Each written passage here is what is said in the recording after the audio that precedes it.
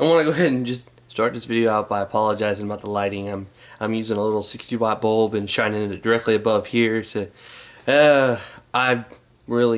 this is gonna all improve here very soon, I promise. Anyways, my name is Josh.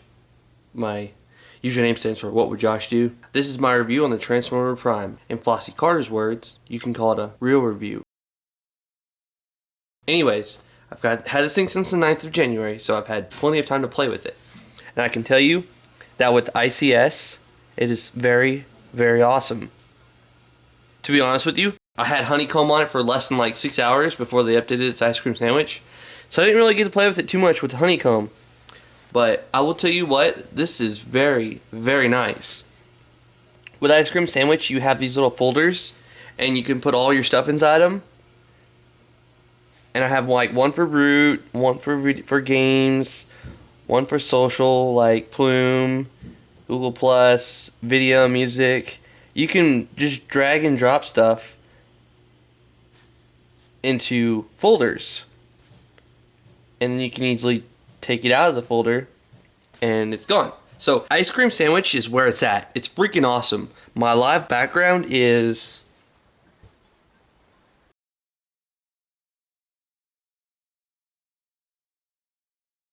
blue skies. This thing is fast. Apps like Grand Theft Auto 3 are super smooth. And then all you have to do is search for it. Global for this thing is freaking smooth and awesome. It's a simple little game that I don't really play, but when you demo it, it comes with Transformer Prime. The graphics are awesome. This thing is amazing. Literally, I'll post a screenshot of when I had 18 hours of battery life. I was with family yesterday, and they were playing Reckless Getaway, and I mean several hours of non-stop use. It finally died at almost 11 hours of heavy use. So that's pretty impressive. I am getting the dock. The dock has a battery inside it, a full-size USB port, full-size SD card, a keyboard, and a little trackpad. The biggest reason I want it is because I can have the tablet sit up and be able to view it at a normal angle. And also, if this battery's going dead, you can plug it into the dock and get several more hours of use out of it. Or, you know, even if it's not dying, you still get a lot more hours. The camera's pretty freaking awesome. It's 8 megapixels. You can do 5 megapixel widescreen pictures, which is pretty awesome. The video is in 1080p, and then you can switch it to the front one with just a button.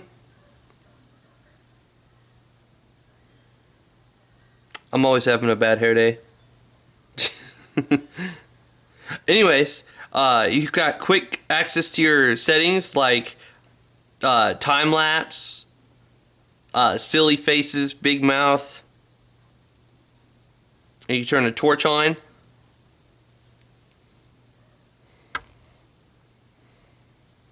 And then you have panoramic view, which is where you take a picture and like you move it around and it creates like a really long picture. It's pretty accurate. You can find people demoing it in videos on YouTube. So far, in the week that I've had this thing, it is amazing. I mean, apps run so smoothly. In titanium backup, you get, I'm gonna zoom in on that. All 32 gigs, you get to use it for the apps, which is freaking awesome. You know, a lot of phones like the Evo Shift only have like 499 megabytes of space.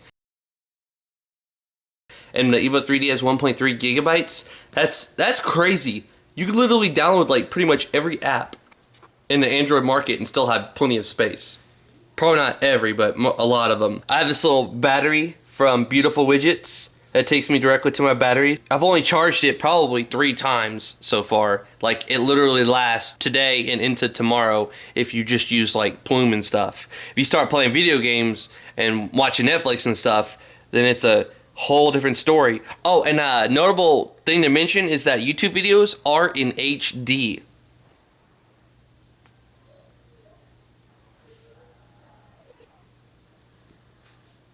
Let's use this one for example. It's got a little icon right there. It says HD. This is going to be a really quick video on how to update the radio on your... So watching YouTube on this thing is freaking awesome. Like this, and I know my nails are terrible. I need to Oh man, I almost forgot to demo one of the coolest things about ice cream sandwich. Multitasking. This is true multitasking. Kind of like on the Pre, but not really. You hit this little button right here, and it brings up all the things that you currently have running. And with 1 byte of RAM, you can run a lot of different things at one time. To kill the process, it's very easy. Just swipe it away. And if you want to go back to the process, takes you right there. It's still running. And you can't kill it while you're in it. You have to press home and then press it again, and then you can kill it.